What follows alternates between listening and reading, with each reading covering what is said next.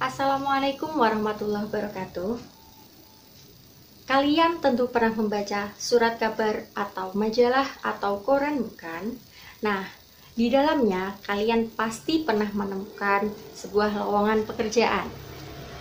Apabila seseorang akan mendapatkan sebuah pekerjaan, yang harus dilakukan pertama kali adalah membuat surat lamaran pekerjaan. Berkaitan dengan pembelajaran hari ini, kita akan membahas apa saja sistematika dan unsur-unsur surat lamaran pekerjaan. Sistematika atau unsur surat lamaran pekerjaan yang pertama adalah tanggal surat. Sistematika yang kedua yakni lampiran. Yang ketiga, hal atau perihal. Yang keempat, alamat yang dituju. Yang kelima atau yang selanjutnya yakni salam pembuka. Kemudian isi yang terdiri atas paragraf pembuka, paragraf isi, dan paragraf penutup. Kemudian selanjutnya adalah salam penutup. Dan yang terakhir atau yang kedelapan adalah tanda tangan dan nama terang penulis atau kita. Nah, yang pertama yakni tanggal adalah penanggalan di mana kita menulis surat lamaran pekerjaan. Penulisannya adalah yang pertama diawali dengan kota di mana kita menulis surat pekerjaan lamaran pekerjaan itu diawali dengan huruf kapital, kemudian setelah kota diikuti tanda koma, kemudian tanggal, bulan, serta tahun penulisan surat. Yang kedua yakni lampiran. Lampiran di sini yang dimaksud adalah berapa jumlah berkas yang termasuk ke dalam surat lamaran pekerjaan itu yang kita masukkan dalam satu amplop dan kita kirim ke instansi tertentu. Biasanya lampiran itu terdiri atas riwayat hidup, daftar riwayat hidup, kemudian ada fotokopi ijazah, fotokopi identitas diri atau biasanya kita menggunakan KTP, pas foto, serta pengalaman pekerjaan dan prestasi-prestasi pendukung yang bisa mendukung isi surat lamaran pekerjaan kita. Kemudian yang ketiga yakni hal atau perihal. Di sini karena kita akan melamar sebuah pekerjaan, maka hal yang kita tulis di situ adalah lamaran pekerjaan. Selanjutnya, alamat surat atau alamat yang dituju. Ada dua hal yang perlu diperhatikan dalam penulisan alamat ini. Yang pertama yakni pihak mana yang akan kita tuju. Apabila kita sudah mengetahui namanya, boleh langsung dicantumkan. Jika tidak, maka cukup ditulis posisinya. Kemudian alamat instansi atau perusahaan yang akan kita tuju.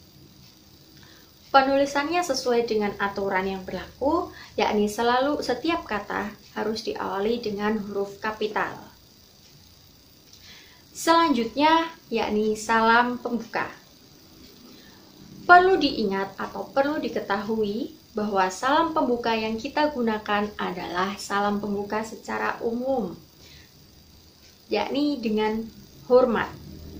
Penulisannya, kata dengan diawali dengan huruf besar atau huruf kapital, kemudian huruf H ditulis dengan huruf kecil, dan diakhiri tanda koma. Nah, selanjutnya yakni bagian isi surat. Dalam bagian ini ada 3 hal atau 3 paragraf yang perlu kita tulis. Yang pertama bagian paragraf pembuka, paragraf isi, dan paragraf penutup. Dalam paragraf pembuka ini, kita perlu mencantumkan sumber informasi lowongan pekerjaan atau dari mana kita memperoleh informasi lowongan pekerjaan tersebut.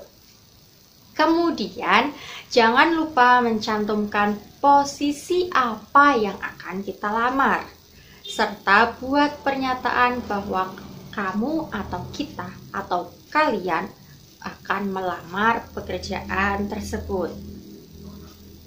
Kemudian, di dalam paragraf isi terdapat identitas pelamar yang perlu dicantumkan. Terdiri atas nama, tempat tanggal lahir, alamat, serta pendidikan terakhir. Perlu juga kita menuliskan kualifikasi atau keahlian yang dibutuhkan. Nah, dan untuk bagian isi surat yang terakhir, yakni paragraf penutup. Pada paragraf penutup ini terdapat ucapan terima kasih.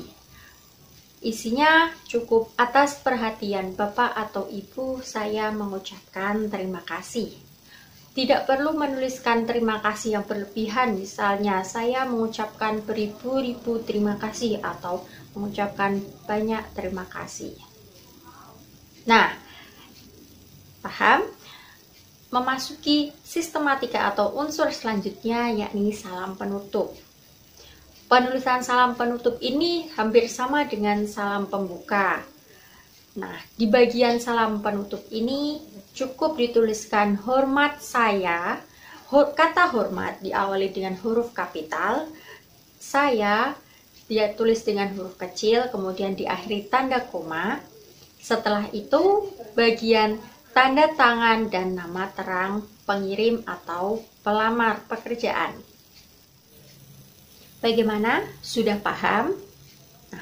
Untuk lebih memahaminya lagi, sebelum kita mengakhiri pembelajaran pada hari ini, silakan kalian berlatih membuat surat lamaran pekerjaan. Sampai di sini, Assalamualaikum warahmatullahi wabarakatuh.